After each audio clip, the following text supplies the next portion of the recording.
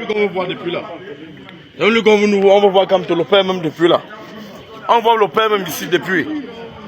Il sort, il descend là, tout va s'arrêter. Ce qui s'est produit à Mbouda le 26 janvier dernier n'est pas un simple incident politique, encore moins un fait divers isolé. C'est un événement grave, structurant, révélateur d'une dérive profonde du régime camerounais.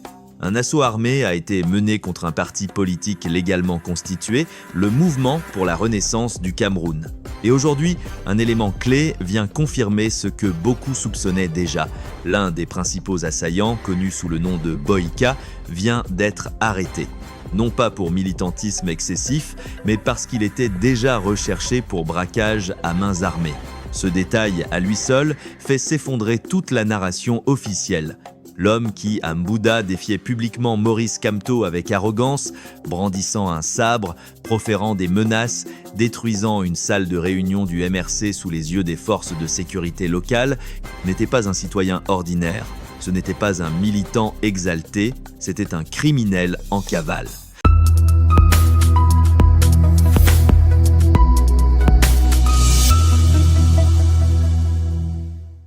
Un individu recherché par la justice camerounaise pour des faits extrêmement graves. Pourtant, ce jour-là, Boyka agissait librement. Il parlait fort, il intimidait, il humiliait et surtout, il ne craignait rien. Cette assurance n'était pas le fruit du hasard. Elle traduisait une certitude, celle d'être protégé, celle d'être couvert, celle d'être en mission. La vidéo de l'assaut a rapidement fait le tour des réseaux sociaux. Elle a choqué par sa violence, mais aussi par ce qu'elle révélait en creux, l'attitude passive, presque complaisante, des responsables locaux des forces de sécurité.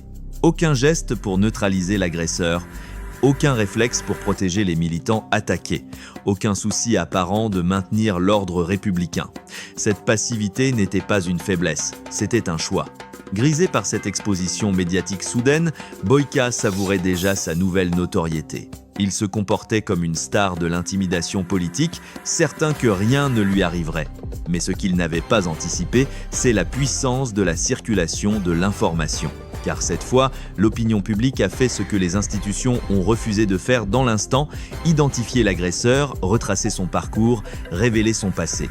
Et c'est là que le récit bascule. Suite à la diffusion massive de la vidéo de Mbouda, un mandat judiciaire ancien a été ressorti. Un mandat qui visait Boyka pour un braquage à mains armées perpétré dans le domicile d'un ancien ministre dans le quartier huppé de Bastos à Yaoundé. Un crime lourd, organisé, violent. Un crime pour lequel il était activement recherché, tout comme ses complices. Autrement dit, pendant qu'il menait un assaut politique contre le MRC, Boyka était déjà un fugitif. Et pourtant, il circulait librement. Il fréquentait des cercles influents, il bénéficiait de protection. Selon plusieurs sources concordantes, cet homme de main évoluait dans l'entourage direct du ministre des Travaux publics, Emmanuel Nganou Djoumessi. Cette information est explosive. Elle pose une question centrale que le régime ne pourra pas éternellement esquiver. Que fait un ministre de la République en fonction avec des braqueurs recherchés par la justice? Comment un individu impliqué dans un vol à main armée chez un ancien membre du gouvernement peut-il être utilisé comme exécutant dans une opération politique sans que cela n'alerte immédiatement les services de l'État? La réponse dérange, parce qu'elle révèle une porosité dangereuse entre le pouvoir politique et la criminalité.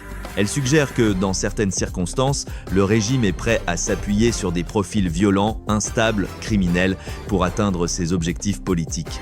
L'assaut de Mbouda n'avait pas pour seul but d'intimider des militants. Il visait à produire un événement, un choc, des images violentes, du désordre. Il visait à créer une atmosphère d'insécurité autour du MRC, à semer le doute, à préparer un narratif. Ce narratif, le régime le travaille depuis longtemps. Celui d'un MRC présenté comme un parti dangereux, radical, potentiellement violent, un parti qu'il faudrait encadrer, restreindre, voire dissoudre pour préserver l'ordre public. Mais jusqu'ici, ce discours manquait d'éléments concrets. Il n'y avait pas de faits, pas de preuves, pas de matière exploitable. Alors, la stratégie a évolué. Plutôt que d'attendre des incidents, il s'est agi d'en provoquer, de les orchestrer, de les fabriquer, puis d'en inverser la responsabilité. Mbouda s'inscrit exactement dans cette logique. Une attaque armée menée par des criminels notoires, une région politiquement sensible, un contexte post-électoral tendu. Tous les ingrédients étaient réunis pour tenter d'établir un lien artificiel entre le MRC et la violence armée. Derrière cette manœuvre se cache un objectif ancien, jamais abandonné, dissoudre le MRC, le bannir définitivement du jeu politique. Mais pour justifier une telle décision, le régime a besoin d'un prétexte lourd. Et ce prétexte, il a toujours tenté de le construire autour d'une accusation précise, une prétendue intelligence avec les mouvements armés ambazoniens opérant dans les régions anglophones. Cette accusation a été répétée, suggérée, insinuée, sans jamais être prouvée. Faute d'éléments crédibles, elle n'a jamais abouti juridiquement. Alors le pouvoir a cherché à créer les conditions de sa propre démonstration, à provoquer des violences, à instrumentaliser des actes criminels, à pousser l'opinion à associer, même inconsciemment, le MRC au chaos. Mais l'arrestation de Boyka vient perturber ce plan. Elle révèle la véritable nature des exécutants, elle expose les liens troubles entre certains responsables politiques et des criminels recherchés, elle démontre que la violence n'émanait pas du MRC, mais de ses adversaires. Il est important de souligner un point fondamental. Ce n'est pas l'État qui a identifié Boyka, ce ne sont pas les services de renseignement qui ont agi spontanément, ce sont les citoyens, les militants, les internautes. Grâce à la diffusion massive de la vidéo, son identité a été établie, ses fréquentations révélées, les lieux qu'il fréquentait rendus publics. Ce n'est qu'après cette pression populaire que les services de sécurité ont été contraints d'intervenir. Boyka a été arrêté, présenté au parquet du tribunal de grande instance du Mfundi, puis renvoyé aux enquêteurs pour complément d'enquête. Une procédure classique en apparence, mais politiquement lourde. Car désormais, les questions s'accumulent. Qui l'a protégé jusque-là? Qui l'a utilisé à Mbouda? Qui a fermé les yeux sur son statut de fugitif? Et surtout, combien d'autres profils similaires gravitent encore autour de responsables politiques prêts à être mobilisés pour des opérations de ce type? Ce qui se joue ici dépasse largement le cas d'un braqueur arrêté. C'est toute une stratégie de gouvernance par la peur et la manipulation qui commence à apparaître au grand jour. Une stratégie fondée sur la criminalisation de l'opposition, l'instrumentalisation de la violence et l'utilisation de l'appareil sécuritaire et judiciaire à des fins politiques.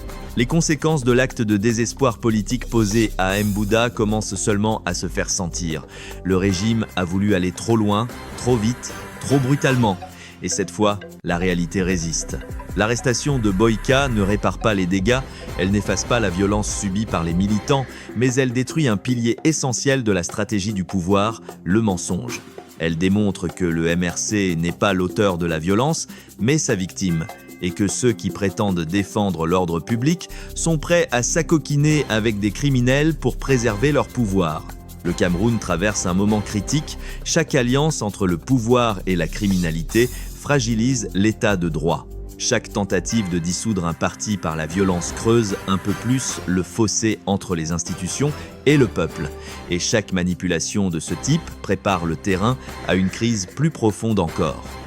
Ce qui s'est passé à Mbouda doit rester gravé dans les mémoires. Pas comme un simple épisode de tension politique, mais comme un signal d'alarme.